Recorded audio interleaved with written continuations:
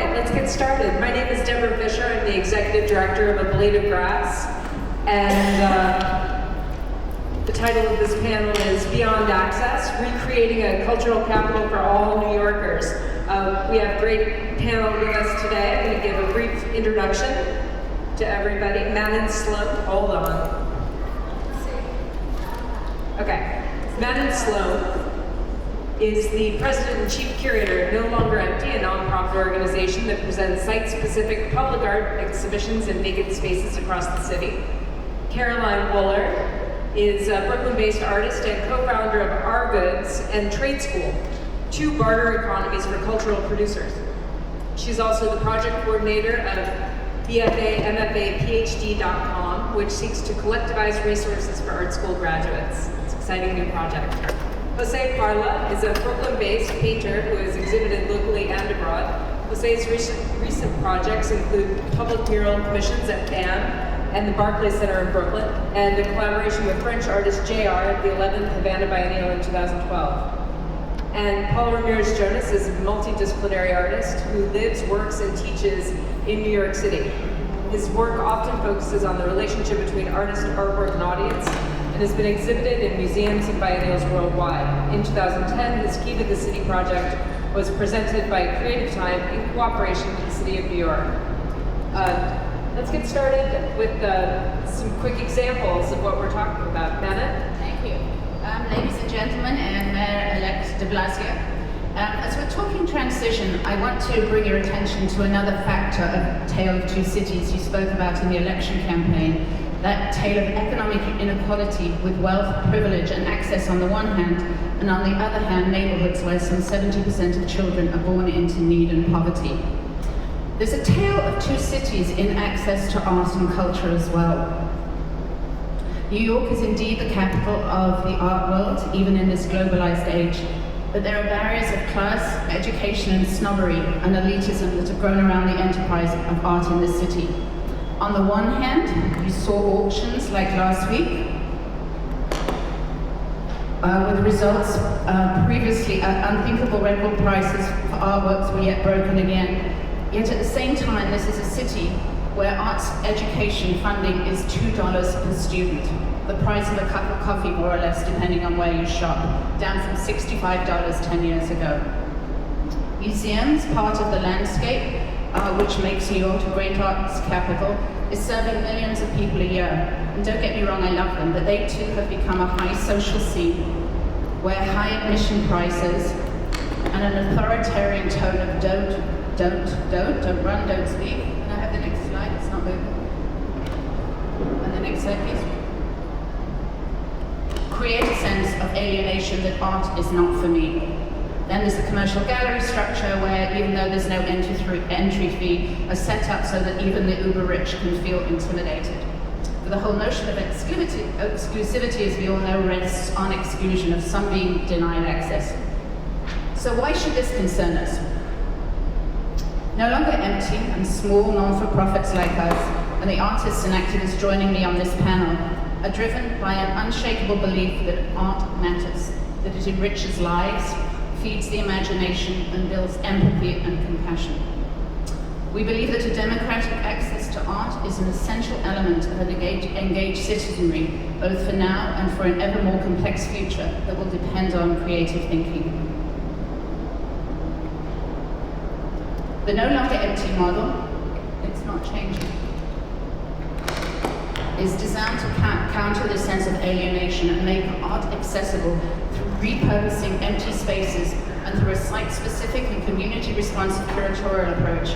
We turn these empty spaces into hubs of creativity, community rebuilding, and urban revitalization. And it's not just about putting art there, it's about creating the experience that makes people feel they belong. From everything like free entry, the way people are greeted and explanations provided, the site responsiveness that connects the art to the site and the community, educational and cultural programs that create points of entry and understanding.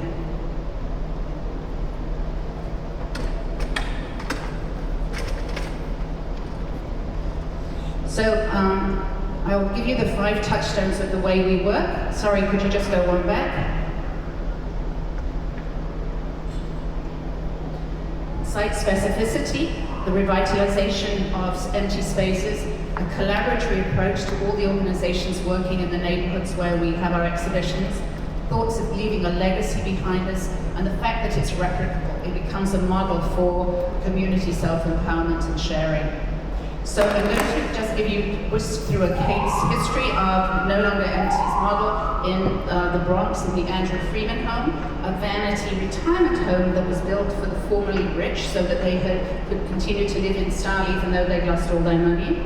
It closed in the 80s and fell into disrepair.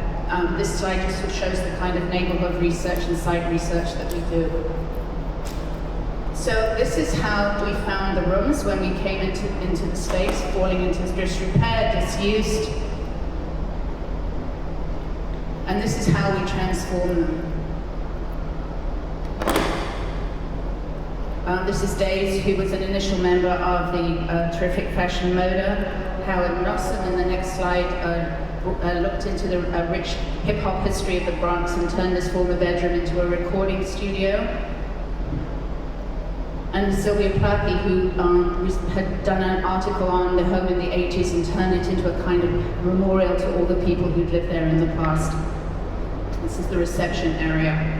So this is just a slide from the opening, and this is sort of the tremendous anticipation with which the exhibition opened. And over 2 months, we hosted some 9,000 visitors and 2,500 school children through educational programming. Inclusivity, we opened to and invited all sections of the population, from the old homes in the area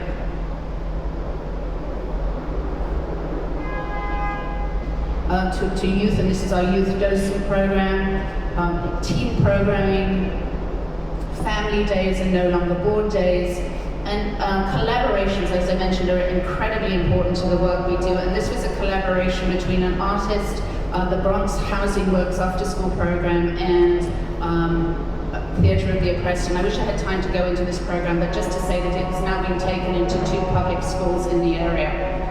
We bring in people through different routes, be it cooking, but this was a healthy and pinata class, dance, and in each area we go, we create this kind of mapping to encourage local tourism to the area once they come to our exhibition, to go to other sites as well. Legacy, what becomes of the place.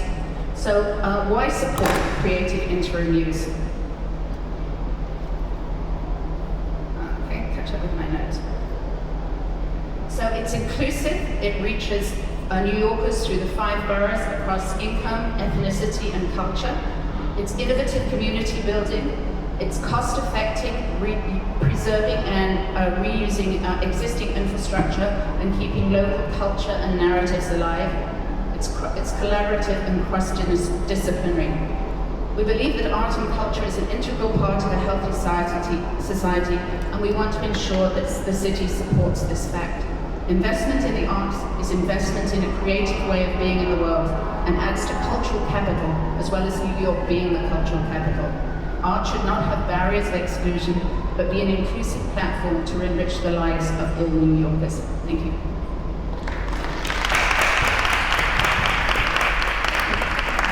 Thanks. And thanks for making this dialogue possible. It's an honor to be here. So, I'm Caroline Willard, and I thought I would talk about 3 initiatives that I'm part of, and then a proposal for a way that I can imagine staying in New York City. I've found that most of my peers don't know where they're going to live next month or next year. So, in case you think, as an artist, my desire to stay in New York City has minimal impact, I thought I would show you that there are a lot of artists in this city, and that I actually represent one person in a giant constituency. So the census shows that there are more Americans who identify their primary occupation as artist than as lawyer, doctor, or police officer. In case that doesn't feel like a lot, the New York Times noted that if every artist in America's workforce banded together, our ranks would be double the size of the US Army. So watch out. On top of that, beyond people whose occupation is identified as artists, we are currently graduating 100,000 Bachelor of Fine Arts students every year in this country. This means that in 10 years, there are 1 million creative people who could potentially move to New York City or not.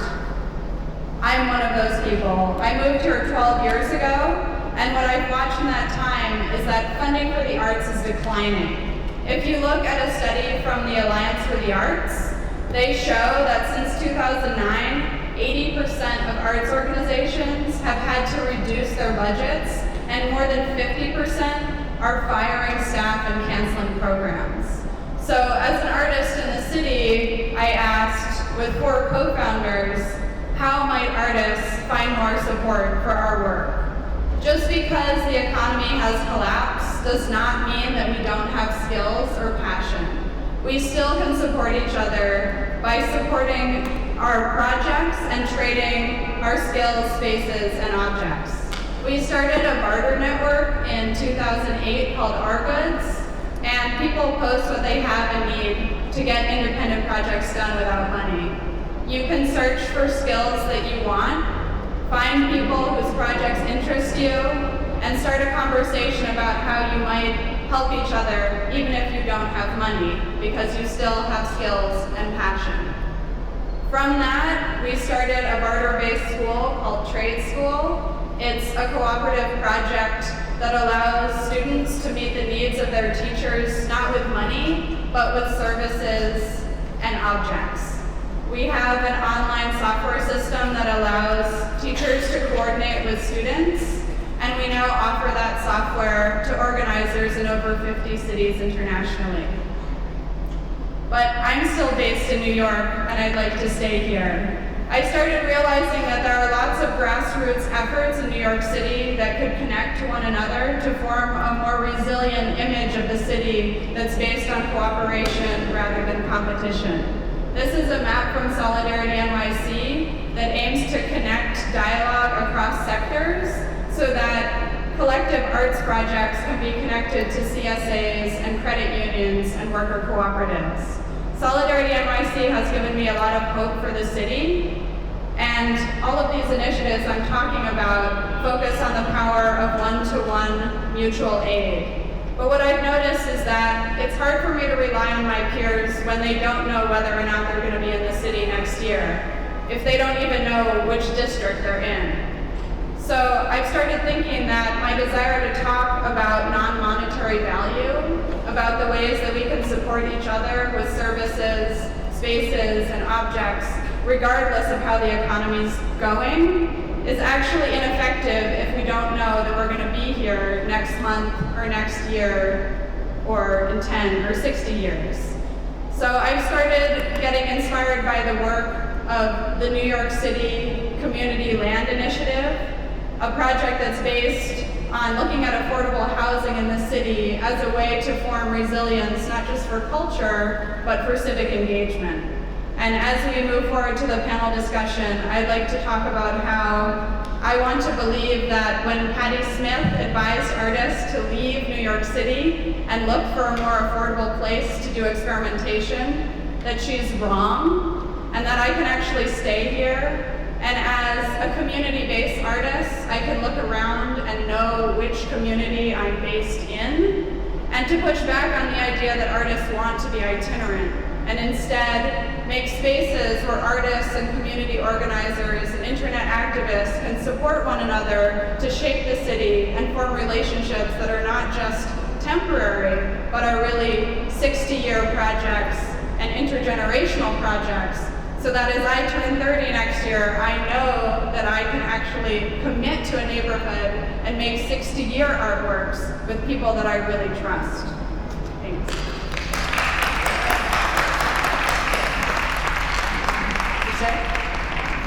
Hello everyone. Thank you for coming. It's a pleasure to be here. Thank you all for inviting me. My name is José. I started out painting in 1983 as a child, really. I was born in Miami. I'm a New York resident now for 18 years. I started painting out in the streets. I became enamored by underground hip hop culture before people even were calling it hip hop or making any work that they called graffiti at that time. We called ourselves writers.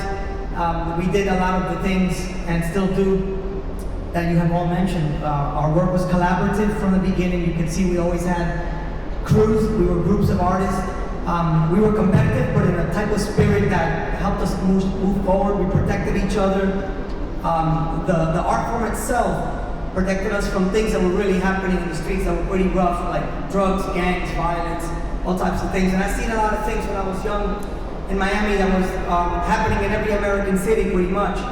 New York City was the basis of inspiration for me because that subway art movement came from up here in cities like Philadelphia.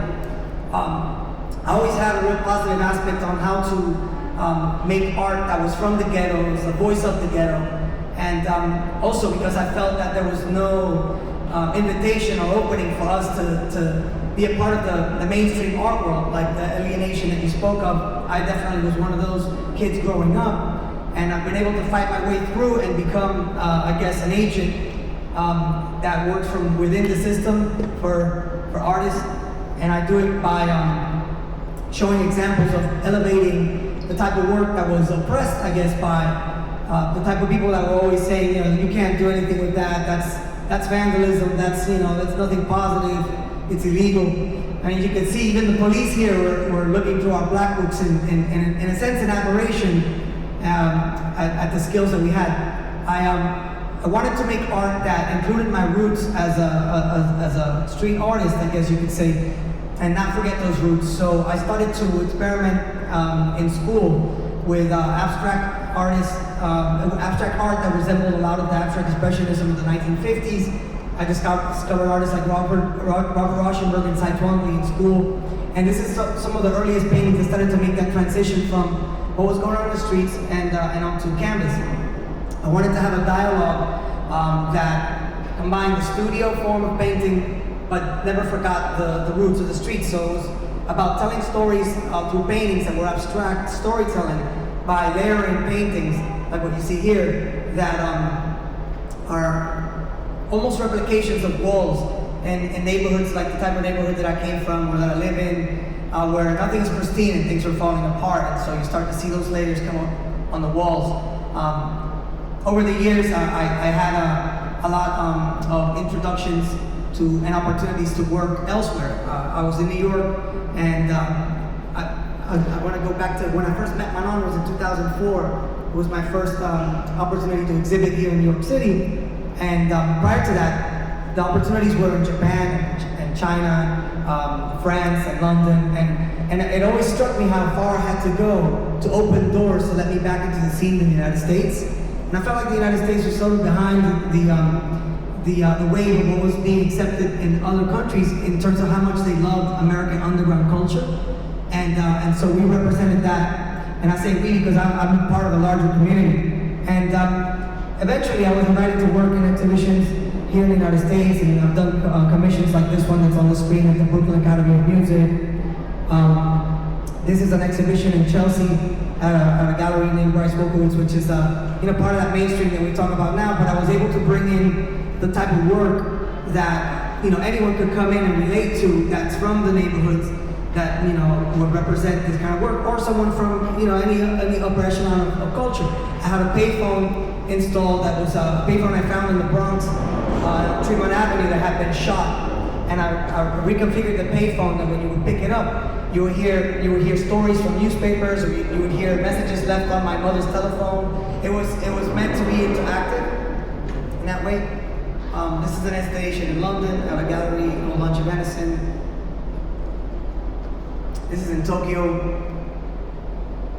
And this is a project that's very dear to me. I was invited to be part of the Havana Biennial in Cuba last year. I collaborated with a friend of mine named JR, where we were working with the theme of works in public that dealt with the outer periphery of just the biennial. Even in Havana, Cuba, where you have a socialist society, they sort of groom the artwork to be in places where it's designated already by the biennial.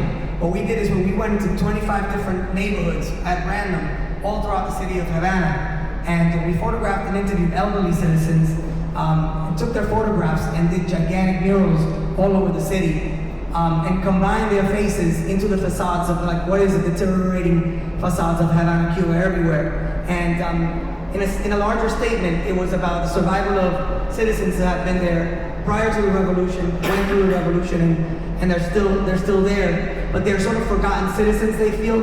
A lot of them sort of explain this to us, and we're able to collaborate with the communities by showing something that hasn't been done in the country in almost 60 years. I mean, there's no advertising, there's no murals unless they're murals that are dedicated to some kind of political agenda.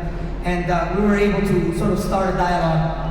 And with that, the larger message is that art in public places has a lot to do with how you invite your neighbors to participate, even if by just being there is a very major step. One of those steps is a project that I've been involved in at Rikers Island, where I was invited to paint inside the murals of where the inmates actually transfer from jails to jails. My friend JR and I have done a few collaborations there. There's also other mural collaborations that are happening. And I think it brings a lot of joy, also possibilities to the minds of inmates who, in particular, this one jail has a lot of adolescents. Adolescents have the most amount of violence in all the jails, even more than the adult jails. And the one particular jail that we've been working at, they have been implementing art in the last couple of years. And I'm not sure if there's a connection with it, but it's down in 40% of violence in all the other jails. So it's a really intense program, very interesting way to bring art to places that it has nothing to do with just your artocracy, as you would say, Manon. Yeah. Thanks. Thank you. Yeah. Paul?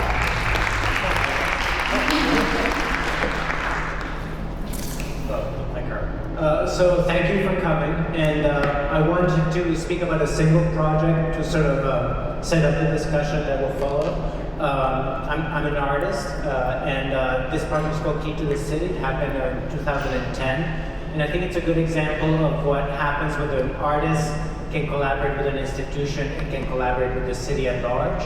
And I'm really interested in all the variety of public spaces that make the public areas of a city. So the project was twofold. One was to kind of reimagine what the key to the city is. This is the key to the city of New York.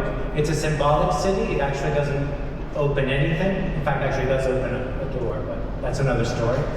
And the first step of this project was to actually change the locks in 5 locations in each borough of the city, so the key to the city would stop being symbolic and actually be a door that would open different sites in the city.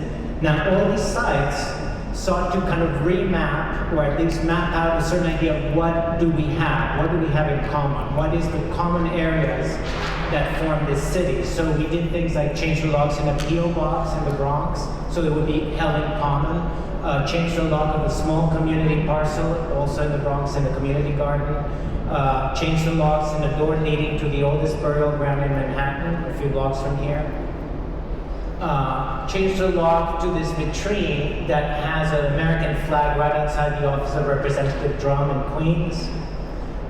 Change the door to the kitchen door of the only tortilleria in New York City that makes fresh masa, very important. These are the doors to the baptismal chamber in St. John's the Divine. And as you can see, what's happening is this key is starting to accrue a series of sites that all together form the sites that are common areas, public areas, under certain circumstances of the city. This is a concealed door next to the George Washington portrait in the Brooklyn Museum. The lock was changed so you could open that door and see what's behind the wall. These are actually the gates to our city. This is the only pedestrian entry from the New Jersey side. When you cross on the George Washington Bridge, there are these double doors. The locks were changed so the key to the city would open them. And also this, there was you could turn the light on and off in one lamppost on, what's this part? Bryant Park. And I think what's important is the invisibility of our common areas, because often they're dedicated to infrastructure and support, so we tend not to see them. And the key to the city sought to make these spaces visible, that our electric grid, for example, is also part of our common area. The second step of this project was to change who gets the key to the city. The key to the city is given to a non-citizen who is now part of history and has committed something heroic or is important, and then the mayor alone has the right to bestow this medal, so to speak, on a famous person. And through a careful negotiation with the mayor's office, this power was devolved from the mayor to the entire citizenry of New York City, so anyone could give the key to the city to anyone they saw fit for whatever reason. On the first day of this project, the current mayor came and gave a speech saying, "This is the new key to the city. I devolve my power back onto you. Now you get to award the key to whomever you want." This was the design. The first thing that happened was that I gave the key to the city to the mayor for his service, and that was the first exchange. And after that, there was a site for these exchanges in Times Square. There was a little commons, there was a red carpet, there was a line of people.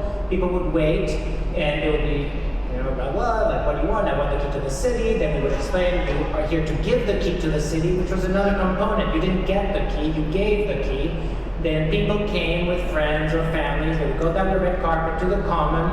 There would be a small ceremony, a ledger. People would fill out who they are, the date, why they were giving the key to the city, to whom, for what reason. There was a small oath taking, and then you gave the key to the city to somebody else, along with a passport that showed you where you could go with this key.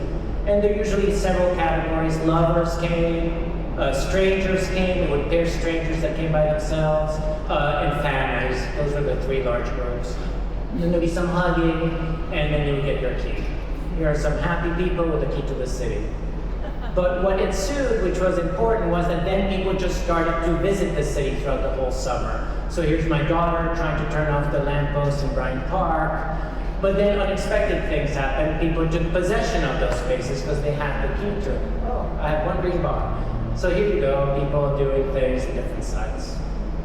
Letters to each other, competitions, ice cream, signing the door to the kitchen. The Point in the Bronx created a whole art studio, so when you open this space, you find art supplies and materials, and people just start making art, self-portraits, the end.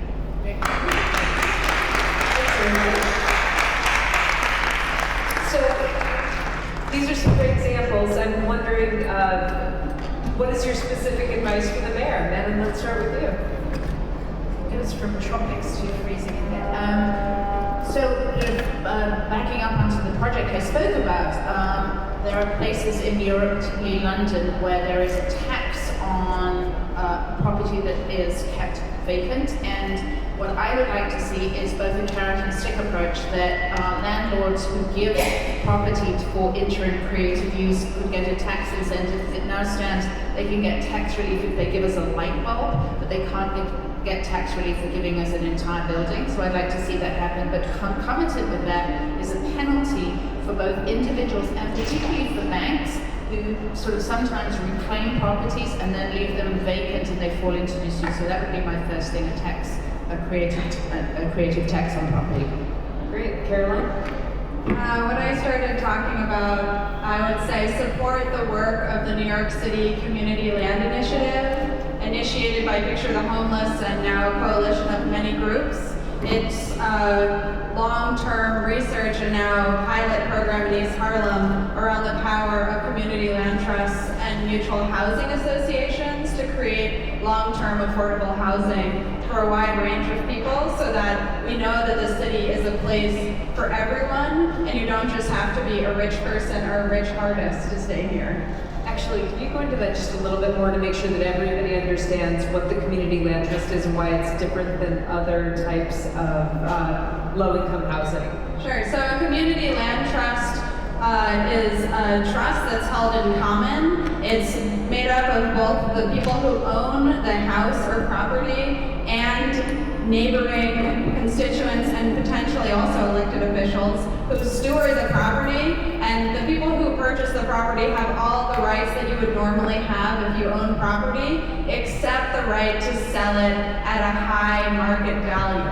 So unlike other initiatives like Loft Law or artist spaces in the city that I've noticed, from older mentors of mine that are often converted for artists and then resold to transform neighborhoods to more expensive spaces. Community land trusts make sure that the property is held as low income and affordable property in perpetuity. So it's actually illegal to sell the property at market rate. It has to stay affordable permanently. Yeah, it resists gentrification and it, in a way, decommodifies land. Got it. José, what's your advice there? My advice, my suggestion is to bring money back up in well-funded programs in art and education in general for young students. It's a shame that in New York, as you stated, it went from $65 in 2003 to $2 in 2013.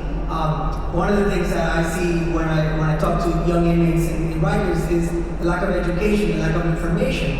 So if they're educated and if they're passionate about something, are they going to end up in jail? And that's basically what I think is important. Arts help me to stay out of trouble, and I think arts can help a lot of kids in New York City stay out of trouble as well. My recommendation also has to do with how difficult it is to be an artist in New York City and how the threat comes from real estate, and that affects everyone. And but I'm sort of thinking, if this from my experience with Key to the City, that I don't think that, or I'm not, I think it's very challenging to imagine reforming the use of private property. But that what I learned from making Key to the City is that we have a great amount of commons in the city, but in disrepair, they're fragmented, right? Like there's police stations, there's fire stations, there's hospitals, there's parks, right? All these things that we explored, and they're all fractured and disintegrate, not fractured. And that if the mayor could in some way use that position to convince each different semi-autonomous agency to use every single piece of, or several of our properties that are held in common, municipal buildings, to each one have a studio for an artist in residence or a dancer or anything like that for cultural use, that then we could create a base of spaces for production that would be essentially not free, right? They could be rented cheaply, as artists often do. They rent places cheaply and then they fix them. Then the same could happen with our common areas instead of our private areas. And just to add to that, that if you put artists into public buildings, into government buildings for low rent or no rent, there's a lot of urban planning now that's going on throughout the country where they're actually actively bringing artists to put a new set of eyes on issues, a different sort of creative approach, and there could be tremendous influx of creativity, and also would make their jobs a lot more interesting. I mean, if you put art in places, it just elevates the quality of life, elevates the discussion, and I think that kind of general sharing, that article you sent us about sharing of resources could be profound. Could be really profound. To add to that, if there was a tax on unused space, I know Mary Road, the Municipal Art Society, has been mapping all of the second floor retail spaces, because often people who rent the ground floor for retail leave the second floor vacant because it's more of a hassle to find a renter than to just leave it empty. And so they're talking about ways that artists could be in the second floor of a lot of properties, and not just artists, but also, for me, internet activists and community organizers. We all are producing culture and a kind of imagination around for benefit or not-for-profit work. So in the same way that in San Francisco there's a lot of work to support the sharing economy, we can look at those second floor spaces and unused spaces and potentially tax or just make available all the space to a wide range of people who want to do work that's not necessarily motivated by profit. Right, and I think part of the challenge is that it's very sexy to support the arts in that very invisible thing, arts festivals, presentations, and the city's a little bit running on empty. It has great arts, but they're running on an infrastructure from the 60s and 70s and 80s when it was really inexpensive to live here. Even the beginning of the 90s, it was still affordable. But the city will run out of artists, essentially, as has happened to some European cities, if the infrastructure that supports the arts is not fixed. And infrastructure is not sexy, right? It's not sexy to talk about affordable studio space. boom, right? But without it, eventually younger generations stop coming here and they stop maturing here and they will go elsewhere. I have a question. To add- Oh yeah, go ahead. To add to that, I mean, you see the real estate agencies are following artists now. They want artists to be participant into their collaborations in cities so that they can then sell real estate. And that goes to when you're talking about, the mentality of the past. It's all about capitalism. They think about how they can use the artist. But once they sell that property and they make their millions, the artists are out and pushed away further and further. As you can see from the 60s, it was about Soho, then it became the East Village, then then Williamsburg, then Bushwick, then where we're gonna end up? We're gonna end up by JFK. And, and that's fine, but we're getting pushed out and eventually artists are gonna leave the city. Yeah, I want to focus the discussion a little bit on what artists actually bring to the city. Caroline, your numbers are convincing in and of themselves, right? A lot of artists live here now. And one of the things that we've already talked about is how difficult it is as an artist to afford to live here. What do you think artists bring, though, to the city beyond their sheer numbers? Why do we need artists to live here?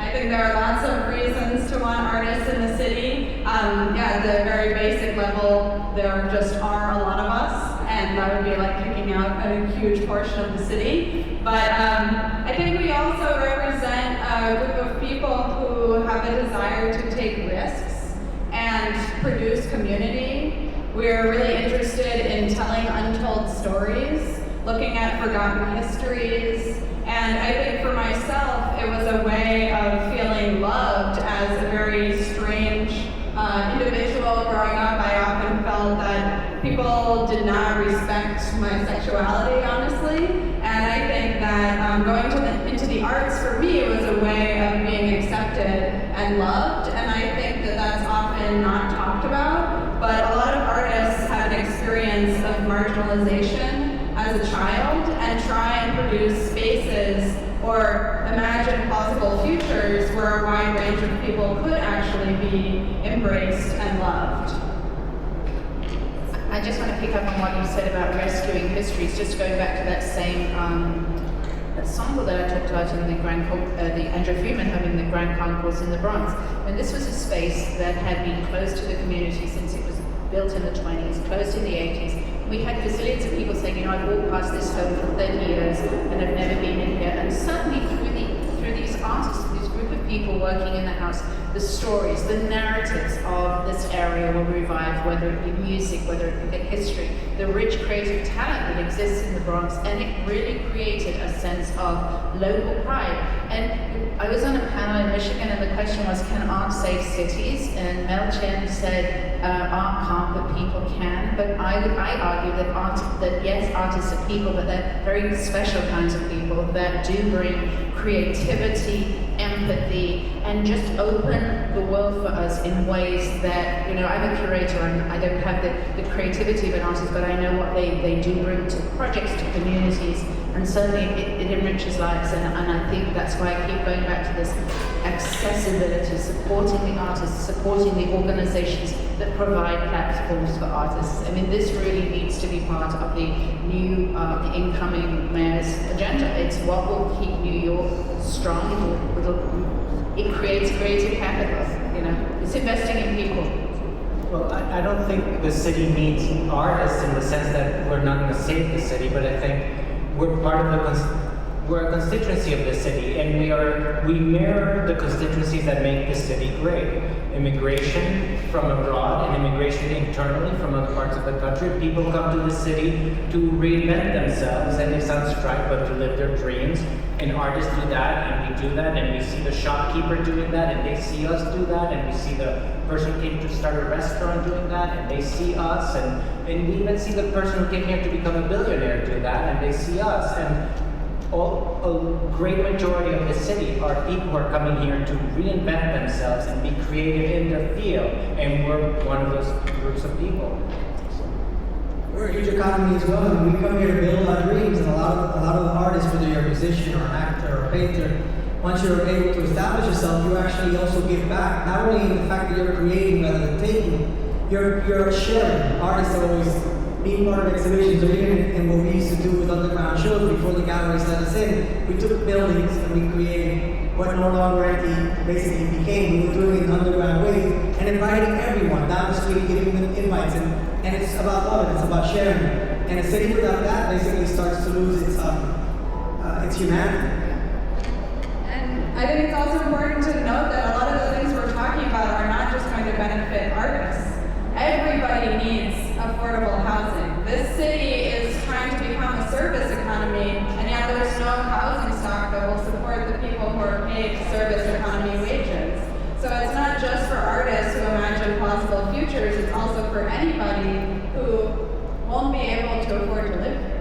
Right, and when I was thinking about public and municipal property vis-a-vis artists, I think capital has been very smart about the role of the artist. The artist comes from the bad neighborhood and drives the value up.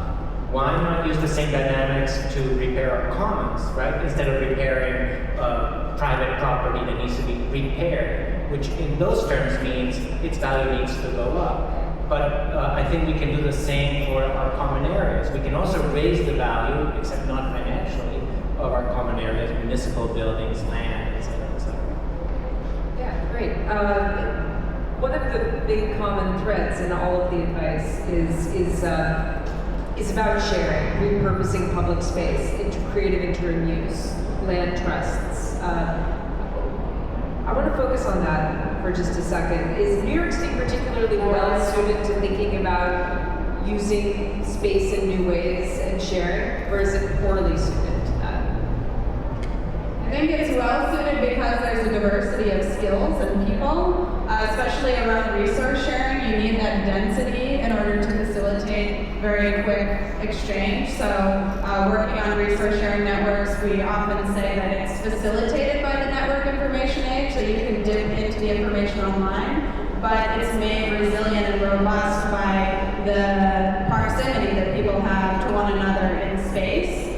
So I think all urban areas are well suited to this. We have a big pushback because of real estate interest for community land trusts. But I do think that if you look at San Francisco and the way that they supported the sharing economy, and even the entrepreneurial spaces that were supported by Bloomberg, there is some desire to create resilience and civic engagement. I think this tent wouldn't exist if that wasn't the case. We just need to see the links between internet activism and cultural production so that we make incubators not just for startups with venture capital money, but also for civic engagement and cultural production, that it's not always with a financial return, but instead has a community connectivity as a return. I think we're ill-suited because we have a very efficient market, so when it comes to sharing, let's call it, in a market way, private property has very efficient ways of sharing property, but the public property is held by a hodgepodge of utilities, school systems, security systems, Government agencies. urban agencies that have almost no means to collaborate or even communicate with each other. In a way, it makes them very resilient, each one in their own little fortress, but it's very difficult for them to work together. Can you talk a little bit more about your experience with getting different parts of the city to collaborate on Key to the City? That was the difficult part of the project, right? It was the most challenging that's where art is interesting, because if I said, hey, police department, would you lend this to the school system? It would have never happened. But it's like, hey, then somehow art has always traditionally been able to do that, get through the cracks. I don't know if it can achieve something more substantial than an art project, but the arts seem to offer a hope that they can open some doors. So in a dream scenario, it's probably easier to get agencies to all have studios under a shared umbrella than it would be to actually share resources, but at least it's a beginning. And Manon, what about your experience getting shared space? You work a lot with developers. We work and real estate agents. well, not so much real estate agents, but we get a lot of property offered to us by developers who, on the whole, are becoming more, certainly the ones that the projects anyway, are becoming much more socially conscious of the obligations that they have in a neighborhood. We've got a project coming up in Harlem where the developer really wants to put money into the community where they're going to be building, so there's a sort of a greater apportionment, not just for the sake of making their job easier, but I think a sense of giving back, a sense of responsibility. And also in New York, what's interesting is the business improvement districts. I think they're starting, we recently had a small project in Sunnyside in Queens for their restaurant week, where we were invited to put art into the restaurants, and if it hadn't have been Jimmy Van Bremen, shows like Jimmy Van Bremen, but we probably wouldn't have done it, but because it was good, we did, and I was so glad we did. Sarah Corona curated it, and it was an incredible success, bringing community together. And I think that New York, and I've recently been doing some consulting in Guadalajara, Grand Rapids, and Oklahoma, and it's coming very much from the business communities who see the revitalizing processes. And so in a funny way, I think that businesses here are slightly ahead of government in understanding of how art can be a tool of revitalization. And I think government, particularly in the funding and who they fund, the rigmaroles that you have to go through to get access to any government funding, I think they're lagging behind. Do you think so? Well, Caroline, what do you think?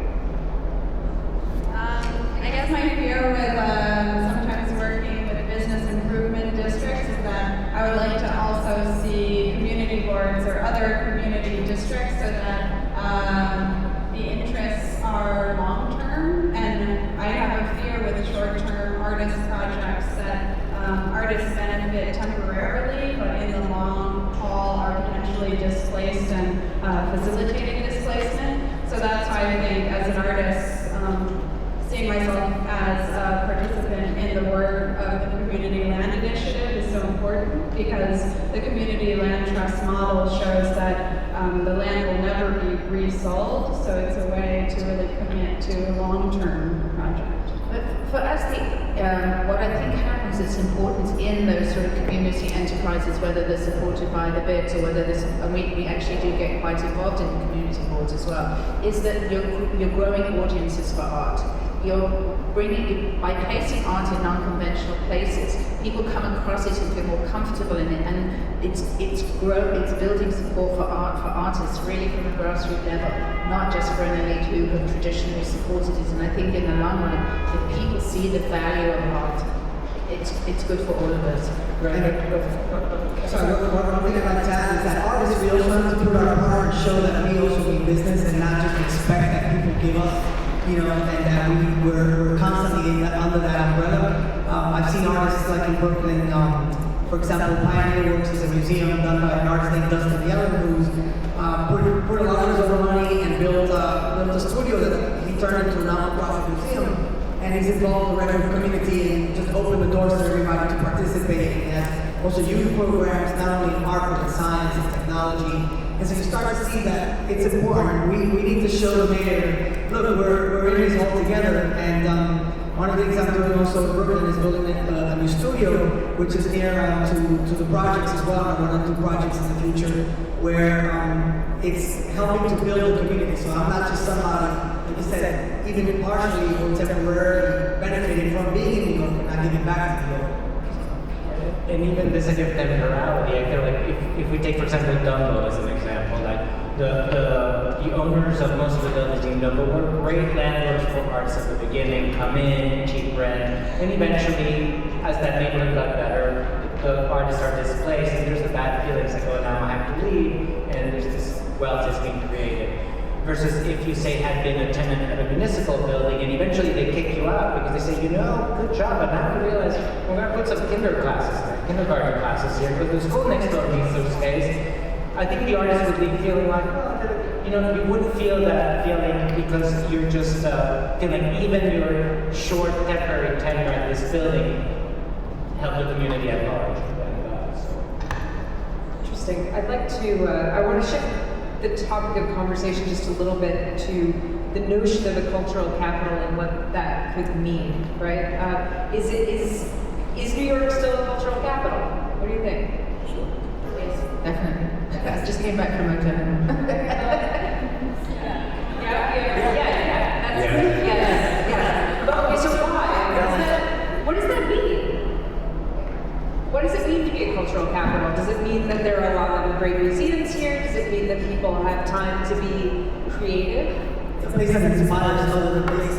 It's like the point space where points meeting, then it sort of, illuminates to a place. It's a place that people look to for guidance of like what to do as a city. And if we're doing something wrong, then all the other smaller cities, they're not going to have a sort of map. Can I dig into that a little bit? What are we doing that's so right now when artists can't really afford to live here? And we're talking a lot about alienation in the Tale of Two Cities part of the art world as well. Well, somehow that struggle, if I could say, I think that even the struggle that artists have had to go through and persevere through it, that a lot has come out of this city in the last 50 years.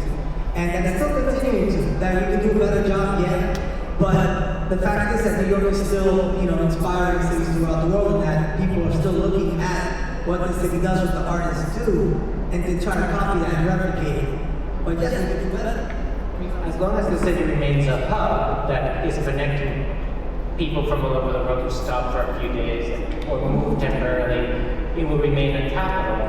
That doesn't mean that it can't be peripheral and still be a strong arts place, but right now it's still a capital because it's one of the few connecting points in the world. And it works, but this is where it connects with what you're saying. The machine still works because the schools are complicit in pumping new people into the system. The system is rapid attrition, but as long as there's still that hose plugging 100,000 people a year, the machine will keep working. Just not in a very human way. I know last part.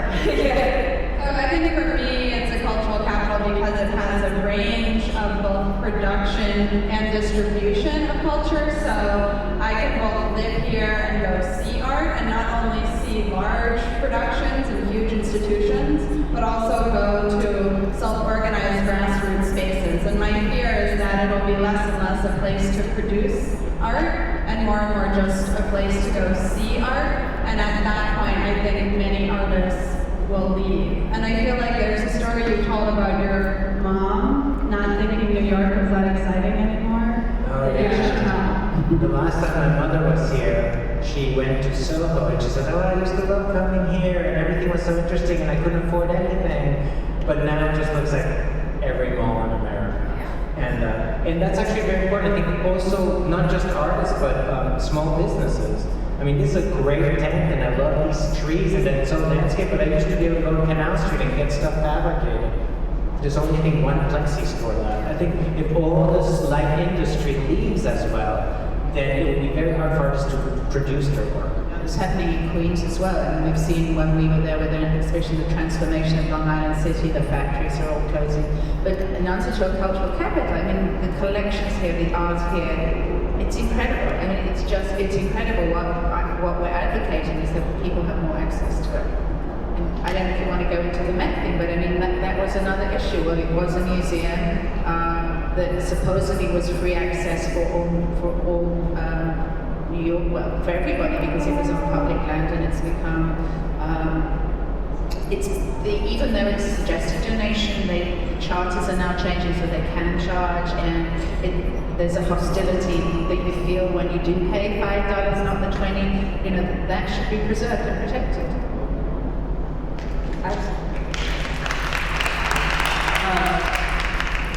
One of the things that we wound up talking about before this panel is who are we talking about when we talk about artists, right? Are we talking about professional artists? Are we talking about everybody's creativity? Is it something in between? Can we talk a little bit more about that? Who is an artist in this conversation? I think for me, I would say that I see 3 different kinds of artists.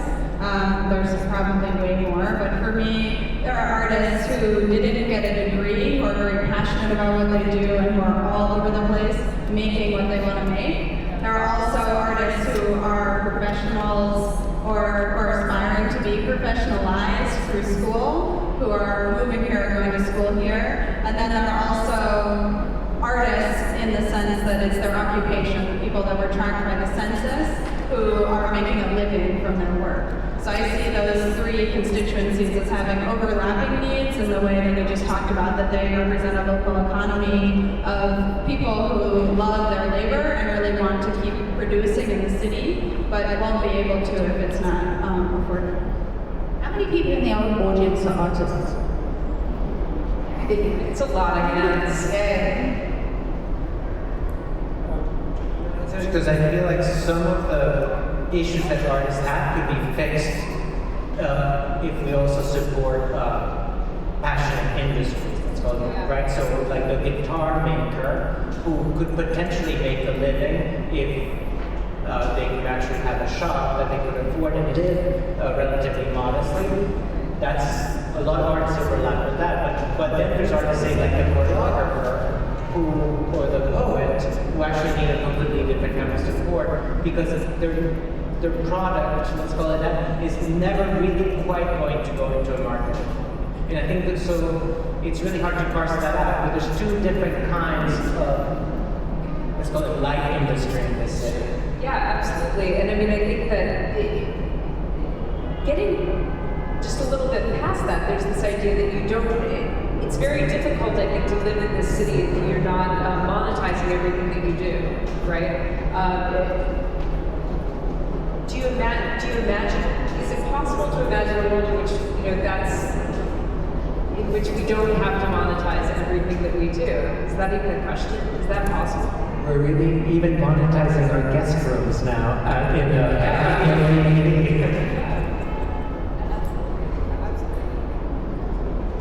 Yeah, I think that we should imagine that we all have passions that we would like to pursue and that we don't have to leave them for, 1 hour a day after our second job, after we put our kids to bed. I think that there are lots of ways that the city could try to support community organizers, internet activists, and cultural producers so that all of the things that we want, like to walk down the street and see a community garden, to know that there's elder care and child care and creativity left and right. I think we could imagine a city that supports that. And I hope that a lot of people imagine that together so that we can shape something really beautiful and make it happen. Great segue, Caroline. Let's all imagine this together. Anybody have questions? Yeah. Wait, there's supposed to be people in the audience with, oh, great. Okay. Wait for the mic to come to you. Hi, I'm from Brooklyn. My question is really, when you say beyond access, my question is access. Because recently, I understand that the Metropolitan Museum of Art is now charging a $25 mandatory fee for people to see artwork in the museum, where before it was just a donation. To clarify the policy, they are not charging a mandatory fee. They have the right to charge a mandatory fee now, and that's been clarified via a lawsuit. But they have not changed their signage and it still says suggested donation in small letters underneath the $25 and for that. And they have specifically stated that they're not going to change their policy. Yeah. Except, but they do make it unpleasant to pay less than the amount. We all agree to that, yes. And the Brooklyn Museum still suggests a donation.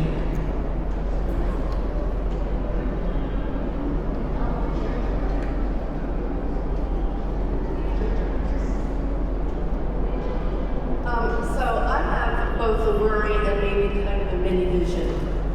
And the worry is that while everyone mentioned what wonderful things artists bring to the city, and there were a lot of great adjectives, one of the adjectives that wasn't used is, or maybe it's a verb, energy.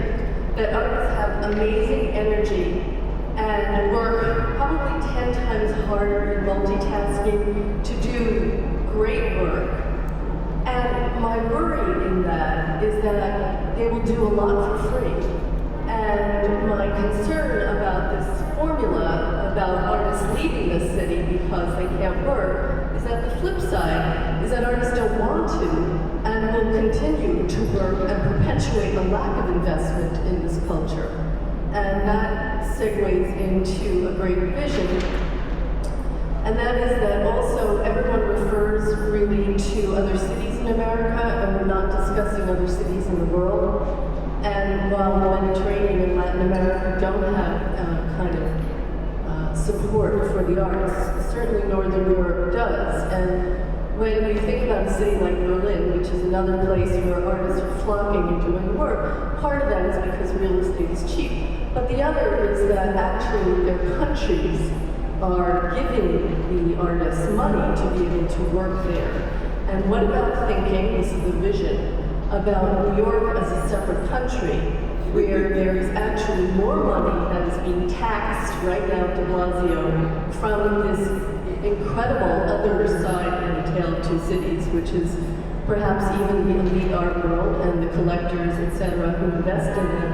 Why not put that money towards the other agencies in between, the multitude of public art, as well as foundations like the New York Foundation for the Arts, etc., so that they can actually give more money to artists, so that they can actually do terrific work. Because it's one thing doing great work outside for free, and another, or being part of a very, very small group that are supported. I mean, I know that Manon's group actually does fund a lot of projects, but there are many, or all projects, I should say, many who don't.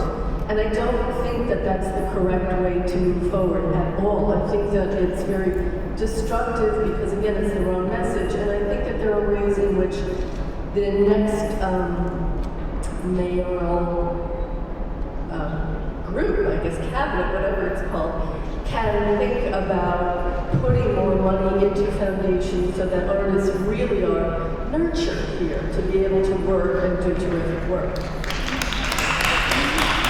And you're absolutely right that when I speak with professionals in the arts in Europe, for example, they look at us with dread. Because when they are confronted with cuts that they're not used to, because often their budgets are completely covered by the state says you need to start moving into the private sphere to get, and they can't say it can't be done because they just point at a place like the Arts and says, look, none of these museums get practically any state support. None of these artists get stipends from the government. So you see it can work. So we also are modeling a bad counter model that makes their life difficult. I want to say schools in general don't have programs that help to identify students in what they really want to do. They put all students like, you want to do painting, you want to do film, you want to do this, and they teach you, reasonably to do with techniques of how to make work, but there's no programs that tell you the real world scenarios of like how to, if you want to make money as an artist, how to actually, market yourself. There's a lot that they don't teach you about. You get into the real world, you go through so many difficulties. Some don't make it, so you end up that you have a large majority of like people that want to do something creative. They have no idea how to fit into society in an economic way. And so one of the things that I've done when I do programs in schools as an invited artist is I've held exhibitions where the young students can have their work sale.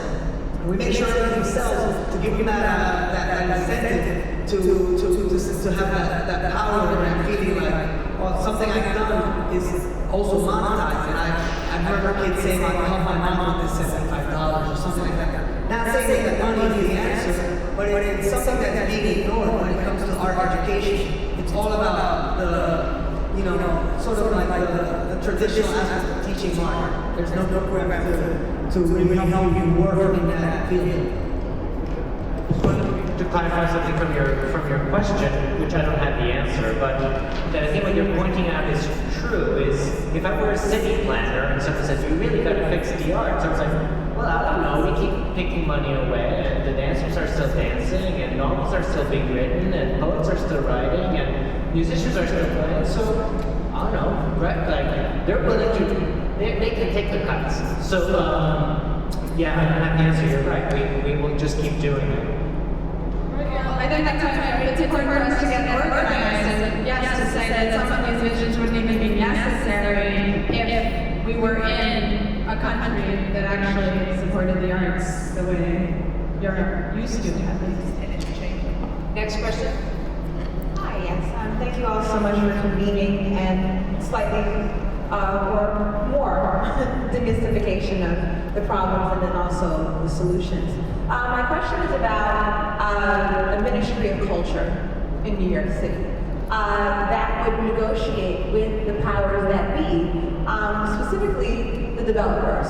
Because I see that the developers are more a part of the problem than they are the solution in various ways, in terms of housing, actual shelter, you know, Maslow's hierarchy, we need to live somewhere, and then also for space for our actual art, which then means that we have a viable way of selling our art and being self-sustaining instead of, you know, getting food stamps, which is what a lot of artists end up doing, or getting on unemployment.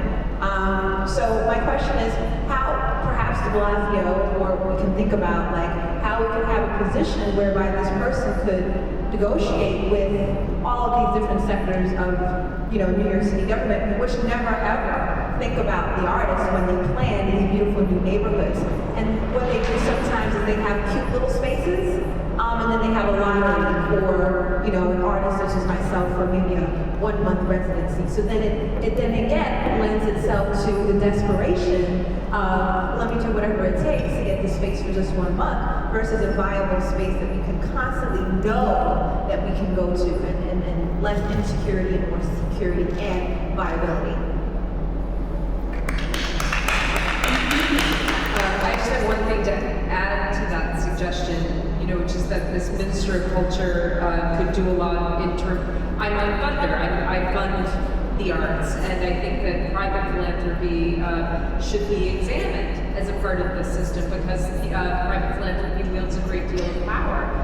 Power is very distorted, you know. So I mean, I think that having some sort of municipal or government sense of what's going on with arts funding could actually be very helpful. Yeah. Who's next? Hi, I'm a lifelong New Yorker, 65 years. I've seen my city of blue-collar industrial work change over that time. I want to ask you folks, where did that city go? How does it relate to your picture of culture? This is a port.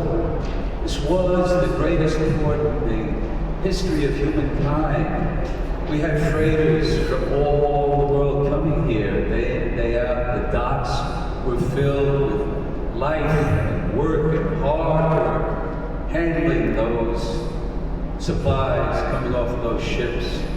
It was a hard life. Culture for me was Madison Square Garden, number 50 at 49th Street and 8th Avenue. Cigar smells wafting down 8th Avenue from that great place. It was a different life. This is, for me, an artificial city that's been created now. We don't have a foundation from the ground up. Even the manhole covers that you walk over absentmindedly are made in India, where they used to be made on Staten Island, or here in Manhattan, or across the Hudson River in Harrison, New Jersey, Campbell Foundry Company. It's a new city. I don't know if we, across generations, understand each other. Some of the things I don't understand. I like pictures of faces in neighborhoods, on streets, on stoops, playing stickball, boxing. It's a different world. It's for my generation, we're lost. We don't know where we're going. So how do you make connections with my generation in the old New York?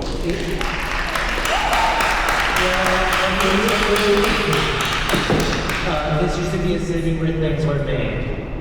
And we have the same problem. If the city does not support things being made here, there goes the jobs.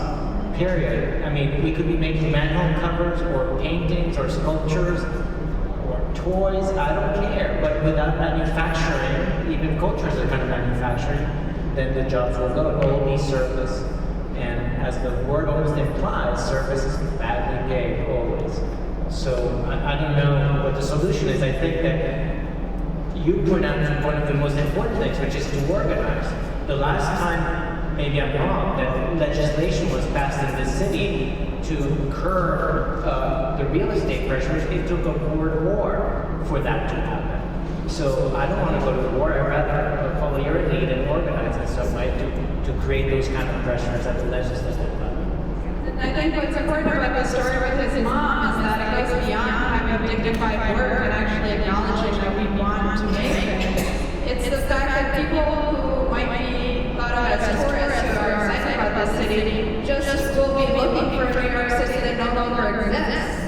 I was recently in LA and I saw what looked like a palm tree, but a second later, a film crew walked by and they dismantled it. And the roots were actually made out of 2x6s, and the willow top was being taken apart. And it reminded me of what would happen in New York, where everything is a mirage built for a tourist, and no one actually wants to live there. And then there's the homogeneity of all the neighborhoods. And there used to be a little Italy, a Soho, a Chinatown. Everything is being developed the same way. It's very sad. And I was at a climate discussion last week, and everybody was berating sort of how little the third world is doing to combat climate change. And then somebody very correctly pointed out, well, the reason they've got all these pollution is because we've exported all the pollution. You know, we've moved out to cheaper factories and cheaper work, so we've also exported our pollution. But, you know, it's kind of interesting that a forum like this, I mean, I don't know what difference it will make, I don't know how this information will all be gathered together, but the very fact that we have this opportunity to even voice these things, I think a lot of it, we as citizens, we have to fight back. We just have to sort of fight back, speak back, learn the issues, speak about the issues, and share. And just as a last thing, I just want to thank you for pointing very eloquently at the fact that culture is not separate from that. Culture is everything that we live. This is culture right now. All of this stuff is culture, and it's a false idea that we create access to the culture over there, right? And that's something that is really hugely important. Who's got the next question? Thank you so much for doing this panel. I actually am here representing the industry of fashion, and I work with a lot of fashion designers of color. My company, Harlem's Fashion Row, actually provides a platform for designers of color. And what I've seen is just that industry seems extremely intimidating to the designers that I work with that don't come from very affluent backgrounds. And I see that there's a lot of different opportunities available for artists who may not come from affluent backgrounds. When we're talking about designers of color, there's not a lot. My company is based in Harlem, and there's just not many artist spaces to be had in Harlem or even to request in that area. And so I kind of want to know what the mayor or what you guys think about kind of distributing artist spaces throughout the entire city and not concentrating it in one area, because then it seems inaccessible to other groups. Want to speak to that, Sarah? Give that woman a mic.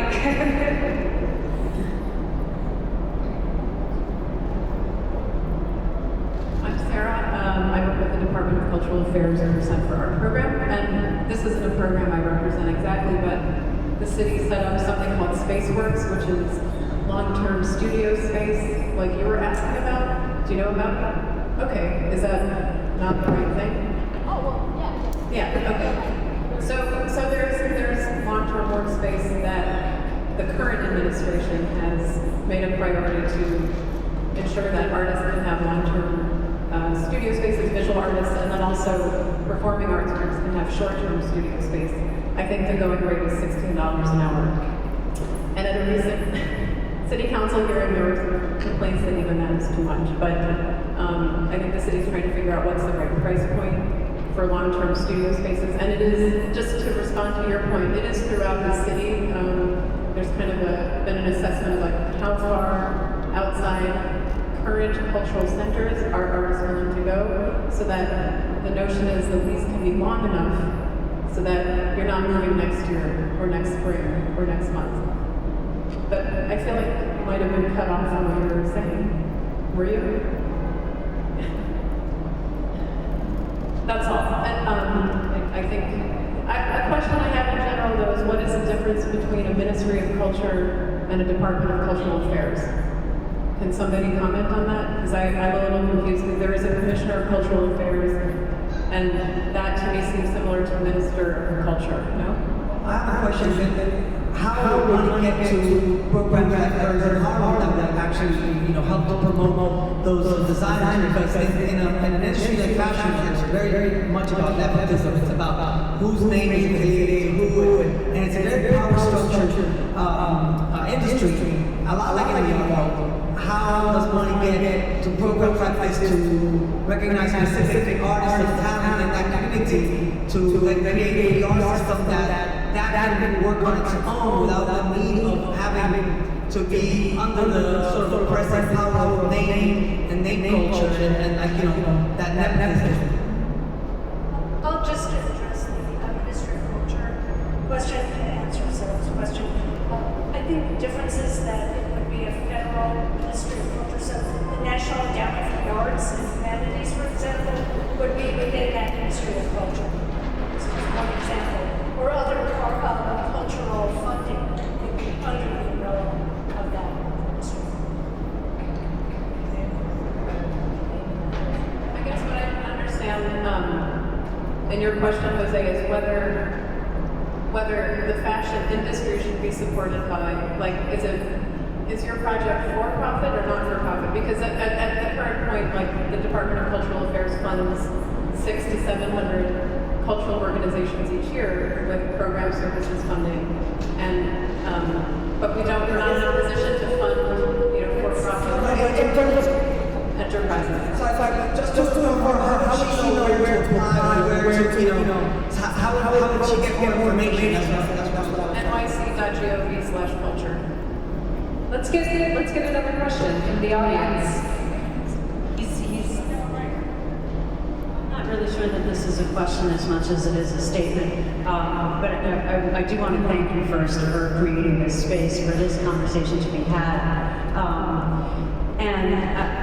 I happen to be an out-of-work drama teacher whose school could no longer afford her because, these are subjects that are extra. And one of the things that I'm only seeing like a small hint of here in this conversation is that the idea that every single one of us has an artist within us, the idea that every single person from the completely homeless person in the street to the doctor or lawyer or whatever has some creativity within them, and that we're really as a culture not supporting or nurturing that creativity, and that this is kind of a symptom of that, the fact that artists don't have space and don't have money and don't have the starving artist persona and all of that, I think is a symptom of the fact that we, as humanity, don't treat creativity as an essential part of being human. And so then it becomes about money, and then it becomes about the commons, and why can't we use that mark? It's supposed to be all of ours. And and then it becomes about the public parks and public spaces that are not really public. I've witnessed people be arrested for performing in public spaces where the space is supposed to be everyone's.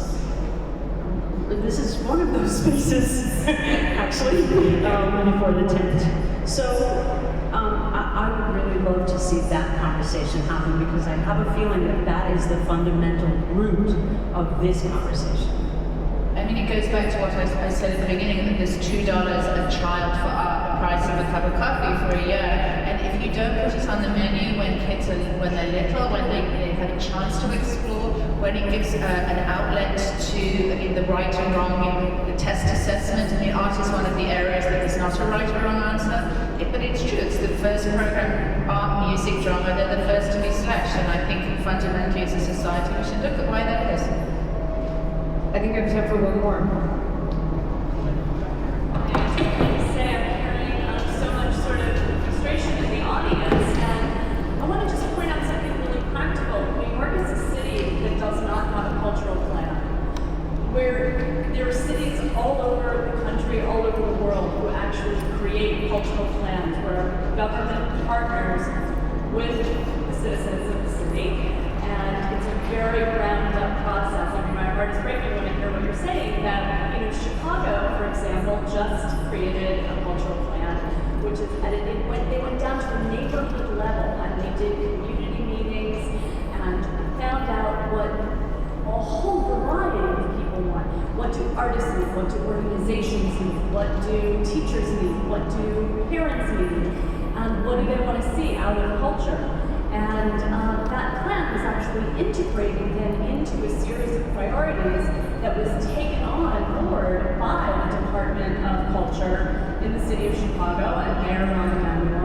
And it's now setting the cultural agenda for the city of Chicago. And I think that as we look toward this new administration, I know that there's already been a movement among the public council members to conduct a cultural plan. But I think that as participants and as artists and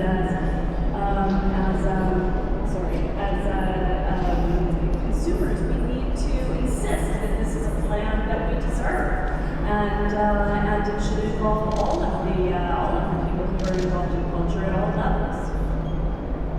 We're actually speaking at a hearing tomorrow addressing that very thing. DCA is basically putting that forward, that there is no cultural plan, and we'll speak there. So, absolutely right. We have 2 more minutes. One more comment? Good evening. I'm from a country called Trinidad and Tobago. I've lived in the tri-state area for 26 years of my life. I'm currently in the process of doing things that are creative in Trinidad and Tobago with the government of Trinidad and Tobago. What I'm hearing here is very similar to the same pains that the government of Trinidad and Tobago and the creative industry is going through. So New York City is not unique in any way in terms of growing pains as it relates to the artists or the creative industries. However, the reason why I'm here today, I just got back from Trinidad yesterday, and I saw this magnificent infrastructure on my way home to Jersey City. For the artist, the young lady that's in fashion, that's how I started this entire process. I got into fashion in 2008. And sometimes it's encouraging and sometimes it's disheartening to know that everything that we consume started from a creative role. However, as creative people, we don't have the right lobby group to get the right things done at the right time. So you can get the right funding, so you can get the right recognition, so the process can start all over again. This forum, to me, is extremely powerful. If we can get the end result that we're looking for. With the global economy that we're all a part of, inevitably, I think what we have to do is look at other cities and other countries so we can keep building what I think is still the creative city in the world, which is New York City. After I'm in Trinidad for a while, I gotta get on the plane to come here to be re-energized. So all I can say is, to wrap up, you guys keep doing what you're doing. I'm gonna come see you so we can talk some more. And to all the creators, keep your head up, keep plugging, you can't stop.